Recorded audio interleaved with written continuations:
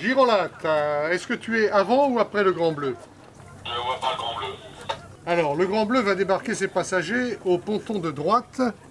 Alors le port, il a un statut juridique de port, mais il n'a pas d'installation portuaire au sens classique du terme, c'est-à-dire qu'il n'y a pas de digue, d'ouvrage de protection, on est resté totalement dans le cadre naturel. Les bateaux n'accostent pas à quai, ils sont mouillés sur des bouées, une bouée à l'avant et une bouée à l'arrière.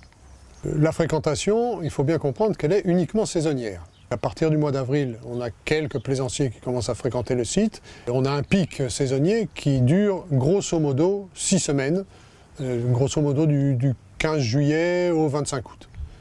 Là, on a vraiment une fréquentation importante. Le reste du temps, c'est une fréquentation moyenne ou fréquentation zéro pendant 5 ou 6 mois dans l'année.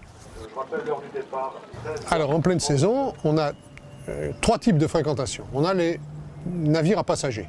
Ça représente peut-être le trafic de vedettes à passagers. On n'a pas de chiffre vraiment précis, mais on est de l'ordre de 150 000 passages sur une saison pleine. Après, on a une fréquentation qui est la fréquentation classique de navires de plaisance qui vont passer la nuit sur le site. Le troisième type de fréquentation, c'est la petite plaisance à la journée. Il faut faire cohabiter ces 3 types de fréquentation sur ce petit site et c'est assez compliqué quand on est en pleine saison. Il faut comprendre que quand il y avait une centaine de navires amarrés au mouillage forain sans aucune organisation, et ça a beaucoup contribué à la dégradation du site. Les ancres et les chaînes, le ragage sur les fonds a détruit au fur et à mesure tout l'herbier de Posidonie, ou presque tout l'herbier de Posidonie qu'il y avait dans la baie. Et donc la plage a reculé et s'est rétrécie depuis le début des années 80 d'environ 4 mètres de large.